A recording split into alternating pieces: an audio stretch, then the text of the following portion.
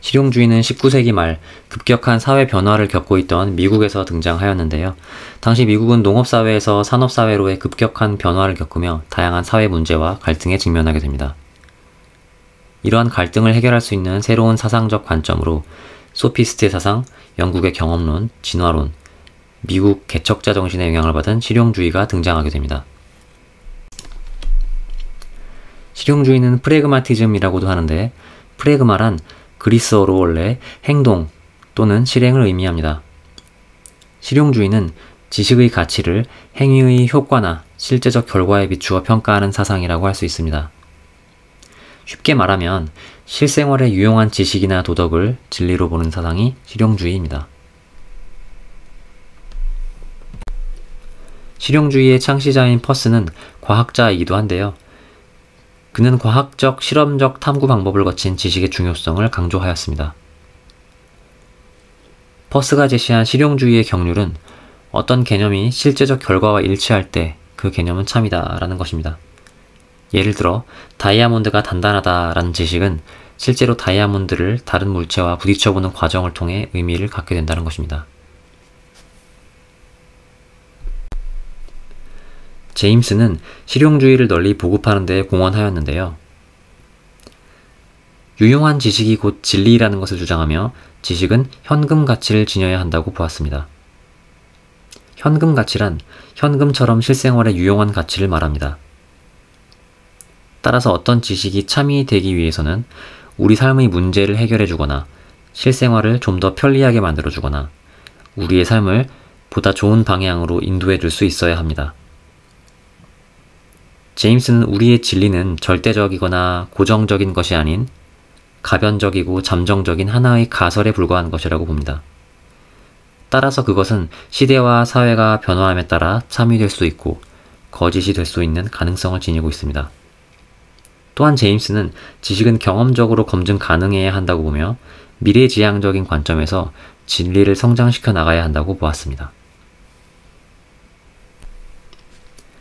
듀이는 실용주의를 도구주의로 발전시켜 이를 교육, 윤리, 정치 등 사회 전반에 적용하였습니다. 도구주의는 지식을 문제 해결과 우리의 삶을 개선하는 도구라고 보는 관점입니다. 듀이에 따르면 인간은 환경과 상호작용하며 살아가는데 인간이 환경과 상호작용하는 과정을 경험이라고 하며 이를 통해 인간은 자연과 사회를 이해하게 됩니다.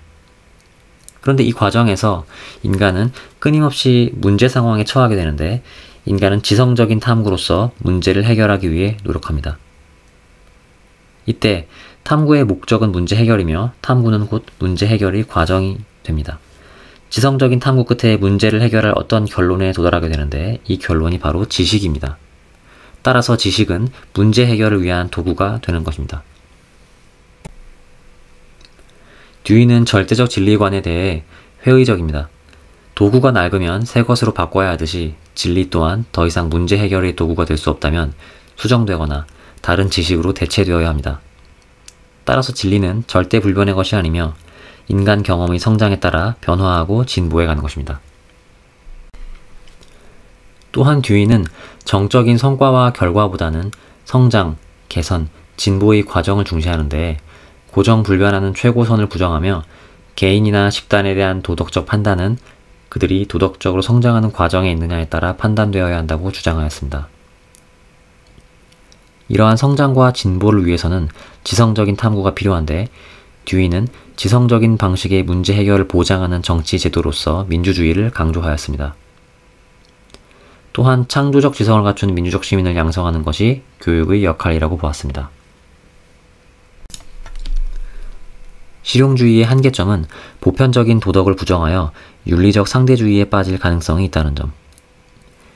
유용성의 관점에서 비도덕적 행위를 합리화할 수 있는 가능성이 있다는 점. 도덕을 단순히 문제 해결을 위한 도구로 보아 도덕의 본질적 가치를 훼손할 수 있다는 점 등이 있습니다.